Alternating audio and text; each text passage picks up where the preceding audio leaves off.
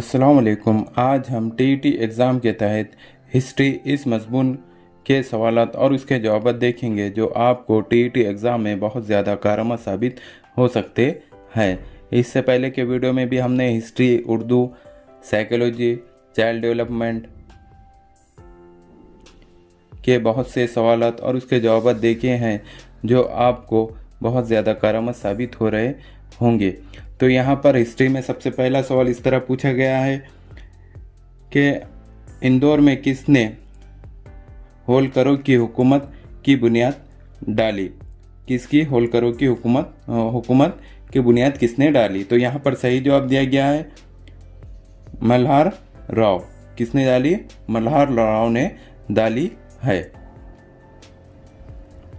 अब यहाँ पर अगला सवाल पूछा गया है कि मल्हार राव के इंतकाल के बाद इंदौर की हुकूमत की भागदौड़ किसने संभाली। तो यहाँ पर सही जवाब दिया गया है हिलिया बाई।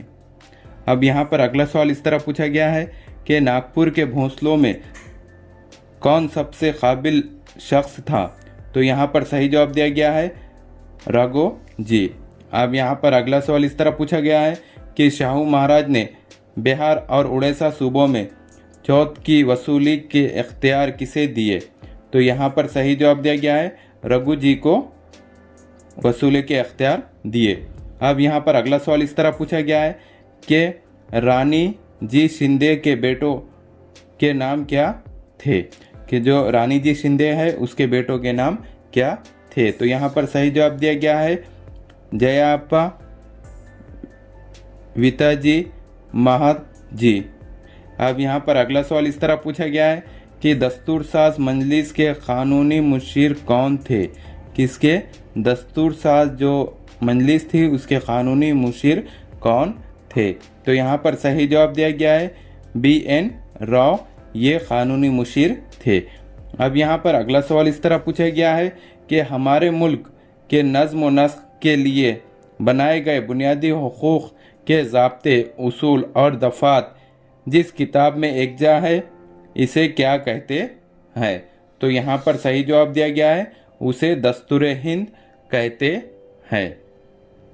अब यहाँ पर अगला सवाल इस तरह है कि दस्तूर साज मजलिस में शामिल 2 ख़वातीन मेंबर के नाम बताइए। कि जो दस्तूर साज मजलिस जो कमेटी थी उसमें 2 ख़वातीन के नाम बताना है। तो यहाँ पर सही जवाब दिया गया है सरोजनी नायडू एक थी और दूसरी राजकुमारी अमृत कौर, ये दूसरी ख़वातीन मेंबर थी। अब यहाँ पर अगला सवाल इस तरह है कि इंतखाबात बग़ैर डर और खौफ के माहौल में कराने की जिम्मेदारी किसकी होती है। क्या? इंतखाबात यानी जो इलेक्शन होते हैं वो बग़ैर खौफ और डर के कराने की जिम्मेदारी किसकी होती है। तो यहाँ पर सही जवाब है वो जिम्मेदारी इलेक्शन कमीशन की होती है।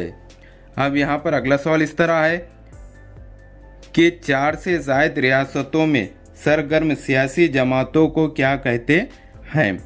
कि जो 4 से ज़्यादा रियासतों में सरगर्म सियासी जमात है उसको क्या कहते हैं। तो उसको कौमी जमात कहते हैं, यानी वो कौमी जमात कहलाती है।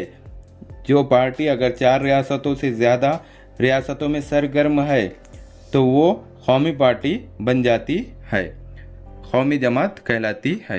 अब यहाँ पर अगला सवाल इस तरह है कि भारत में नस्र व इशाअत के ज़राए ने क्या काम किए हैं। तो यहाँ पर सही जवाब दिया गया है भारतीय जमहूरियत को मुस्तहकम किया। क्या काम किए? कि जो भारतीय जमहूरियत है उसको मुस्तहकम करने का काम किया है। अब यहाँ पर अगला सवाल इस तरह है कि जमहूरियत में हुकूमत की भागदौड़ किसके हाथों में होती है। कि जो जमहूरियत है उसमें हुकूमत की भागदौड़ किसके हाथ में होती है। तो यहाँ पर सही जवाब है वो अवाम के हाथ में होती है। अब यहाँ पर अगला सवाल इस तरह पूछा गया है कि भारत की रियासतों की तश्कील किसकी बुनियाद पर की गई है। कि जो भारत में जो रियासतें जो बनी हुई है वो किस बुनियाद पर बनी गई है। तो यहाँ पर सही जवाब दिया गया है वो ज़बान की बुनियादों पर बनी गई है। अब यहाँ पर अगला सवाल इस तरह है कि वो उम्मीदवार जो किसी भी पार्टी की जानिब से इलेक्शन ना लड़े उसे क्या कहते है।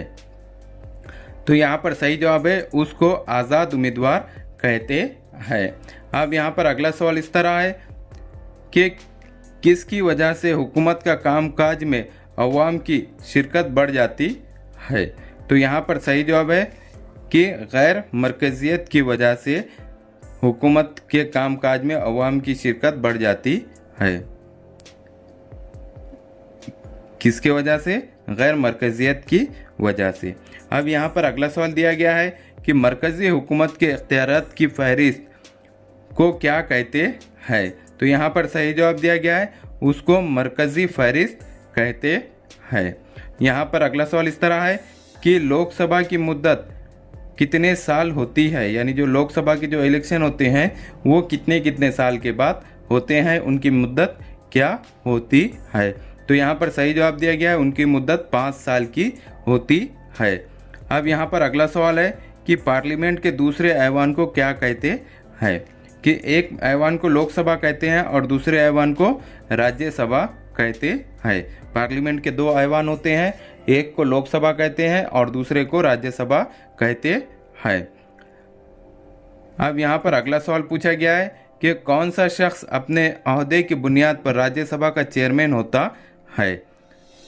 तो यहाँ पर सही जवाब है भारत का नायब सदर। जो भारत का नायब सदर होता है वो राज्यसभा का चेयरमैन भी होता है। अब यहाँ पर अगला सवाल इस तरह है कि भारत में कौन सा तर्ज हुकूमत राइज है। कि हमारे भारत में जो हुकूमत राइज है वो कौन सा तर्ज हुकूमत है। तो यहाँ पर सही जवाब है विफाकी तर्ज हुकूमत राइज है। अब यहाँ पर अगला सवाल इस तरह पूछा गया है कि भारत का कौन सा ऐवान पूरे मुल्क की नुमाइंदगी करता है। यानी जो 2 ऐवान है, एक लोकसभा एक राज्यसभा, तो इसमें से कौन सा ऐवान है जो मुल्क की नुमाइंदगी करता है। तो यहाँ पर सही जवाब है लोकसभा, जो पूरे मुल्क की नुमाइंदगी करता है, जिसमें अवाम डायरेक्ट उसको मुंतखब करके देते हैं लोकसभा को। अब यहाँ पर अगला सवाल पूछा गया है कि राज्यसभा के अराकीन की तादाद कितनी होती है। यानी जो राज्यसभा है उसके अराकीन की तादाद कितनी होती है। तो यहाँ पर सही जवाब है 250 होती है। अब यहाँ पर अगला सवाल पूछा गया है कि मालियाती बिल सबसे पहले कहाँ पेश किया जाता है। जो मालियाती बिल होता है वो सबसे पहले कहाँ पेश किया जाता है। तो यहाँ पर सही जवाब दिया गया है वो लोकसभा में पेश किया जाता है। अब यहाँ पर अगला सवाल इस तरह है कि सदर जमहूरिया एंग्लो इंडियन फ़िरक़े के कितने अफराद को लोकसभा की रुकनीत के लिए नामजद कर सकता है। तो यहाँ पर सही जवाब है ऐसे 2 अफराद को सदर जमहूरिया लोकसभा के रुकनीत दे सकता है या लोकसभा की रुकनीत के लिए नामजद कर सकता है, ऐसे 2 अफराद को। अब यहाँ पर अगला सवाल पूछा गया है कि कुछ सियासी जमातें मखसूस रियासतों तक महदूद होती है, इन्हें क्या कहते हैं। तो यहाँ पर सही जवाब है उन्हें इलाक़ाई जमात कहते हैं। अब यहाँ पर अगला सवाल इस तरह है कि पार्लियामेंट में मुंतखब होकर आने वाले मेंबर को क्या कहते हैं। कि जो पार्लियामेंट में जो मुंतखब होकर आते हैं यानी लोकसभा में या राज्यसभा में, जो भी जहाँ पर भी मुंतखब होकर आते हैं ऐसे मेंबरान को क्या कहते हैं। तो उन्हें खासदार कहते हैं। अब यहाँ पर अगला सवाल इस तरह पूछा गया है कि लोकसभा के अराकीन की तादाद ज़्यादा से ज़्यादा कितनी होती है। तो यहाँ पर सही जवाब इस तरह है कि उसकी तादाद 550 होती है। किसकी? लोकसभा के अराकीन की तादाद कितनी होती है? 550 होती है।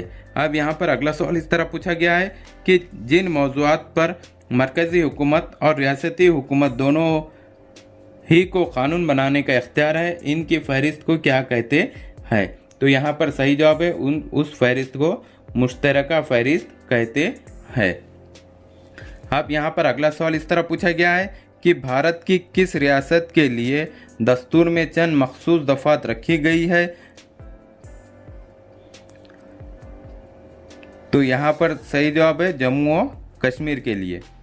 अब यहाँ पर अगला सवाल इस तरह पूछा गया है कि मरकज़ी हुकूमत की मंजलिस मुक़न्नना को क्या कहते है। जो मरकज़ी हुकूमत की जो मजलिस होती है उसको क्या कहते हैं? तो यहाँ पर सही जवाब है उसको पार्लियामेंट कहते हैं। अब यहाँ पर अगला सवाल पूछा गया है कि सदर जमहूरिया राज्यसभा के लिए कितने अरकान को नामजद कर सकता है? कौन? सदर जमहूरिया किसके लिए? राज्यसभा के लिए कितने अरकान को नामजद कर सकता है? तो यहाँ पर सही जवाब है 12 अरकान को नामजद कर सकता है। अब यहाँ पर अगला सवाल इस तरह है कि रियासत महाराष्ट्र की तश्कील कब हुई? यानी जो रियासत महाराष्ट्र जो बना वो कब बना? तो यहाँ पर सही जवाब है वो 21 मई 1960 ईस्वी में महाराष्ट्र रियासत वजूद में आई। अब यहाँ पर अगला सवाल है कि महाराष्ट्र असेंबली का सरमाई इजलास कहाँ होता है? यानी जो इसका सरमाई जो इजलास है वो कहाँ होता है? तो यहाँ पर सही जवाब है कि वो नागपुर में होता है। अब यहाँ पर अगला सवाल इस तरह है कि रियासती हुकूमत किन इकाइयों पर मुश्तमिल होती है? जो रियासती हुकूमत है वो किन इकाइयों पर मुश्तमिल होती है? तो यहाँ पर सही जवाब है कि गवर्नर, मजलिस मुक़न्नना और काबीना पर मुश्तमिल होती है मरकज़ी हुकूमत। अब यहाँ पर अगला सवाल है कि मुंबई हाई कोर्ट के इलाक़ाई अदालतें या बेंच कहाँ वाक़ है? तो यहाँ पर सही जवाब है औरंगाबाद, नागपुर और पणजी में वाक़ है। यानी मुंबई हाई कोर्ट के इलाक़ाई अदालतें औरंगाबाद, नागपुर और पणजी में है। अब यहाँ पर अगला सवाल इस तरह है कि रियासती मजलिस मुक़न्नना के मेंबर को क्या कहते हैं? तो यहाँ पर सही जवाब है मेंबर असेंबली कहते हैं। अब यहाँ पर अगला सवाल पूछा गया है कि महाराष्ट्र की विधानसभा में कुल कितने मेंबर होते हैं? कि महाराष्ट्र की जो विधानसभा है उसमें कुल कितने मेंबर होते हैं? तो यहाँ पर सही जवाब है 288 मेंबर होते हैं। अब यहाँ पर अगला सवाल इस तरह है कि महाराष्ट्र की मजलिस मुक़न्नना के साल भर में कम से कम कितने इजलास होते हैं? किसके? महाराष्ट्र की जो मजलिस मुक़न्नना है उसके साल भर में कितने इजलास होते हैं? तो यहाँ पर सही जवाब है 3 इजलास होते हैं। अब यहाँ पर अगला सवाल इस तरह है कि रियासत का हाकिम आला कौन होता है? कि जो रियासत का जो हाकिम आला है वो कौन होता है? तो यहाँ पर सही जवाब है गवर्नर होता है। अब यहाँ पर अगला सवाल इस तरह है कि दस्तूर हिंद के मुताबिक हर रियासत में कितनी हाई कोर्ट होती है? कि जो दस्तूर हिंद है उसके मुताबिक हर रियासत में कितनी हाई कोर्ट होती है? तो यहाँ पर सही जवाब है 1 हाई कोर्ट होती है। अब यहाँ पर अगला सवाल इस तरह है कि महाराष्ट्र की विधान परिषद में कुल कितने मेंबर होते हैं? कौन सी? महाराष्ट्र की जो विधान परिषद है उसमें कुल कितने मेंबर होते हैं? तो यहाँ पर सही जवाब है 78 मेंबर होते हैं। अब यहाँ पर अगला सवाल इस तरह पूछा गया है कि गोवा मुक्ति समिति का अव्वलीन रहनुमा कौन था? तो यहाँ पर सही जवाब दिया गया है मोहन राणा डे, ये रहनुमा था। अब यहाँ पर अगला सवाल पूछा गया है कि गोवा की आज़ादी के लिए 1946 में किसने सत्याग्रह शुरू की थी? तो यहाँ पर सही जवाब दिया गया है डॉक्टर राम मनोहर लोहिया ने सत्याग्रह शुरू की थी। अब यहाँ पर अगला सवाल इस तरह है कि पुर्तगाली हुकूमत के खिलाफ अवाम में बेदारी करने का काम सबसे पहले किसने किया? कहाँ पर? पुर्तगाली जो हुकूमत थी उसके खिलाफ अवामी बेदारी का काम सबसे पहले किसने किया? तो यहाँ पर सही जवाब दिया गया है डॉक्टर टी.बी. कन्हैया ने किया। अब यहाँ पर अगला सवाल पूछा गया है कि भारत सरकार ने निज़ाम के खिलाफ पुलिस एक्शन कब शुरू किया था? तो यहाँ पर सही जवाब दिया गया है कि 13 सितंबर 1948 ईस्वी में भारत सरकार ने निज़ाम के खिलाफ पुलिस एक्शन शुरू किया था। अब यहाँ पर अगला सवाल है कि जूनागढ़ भारत में कब जम हुआ था?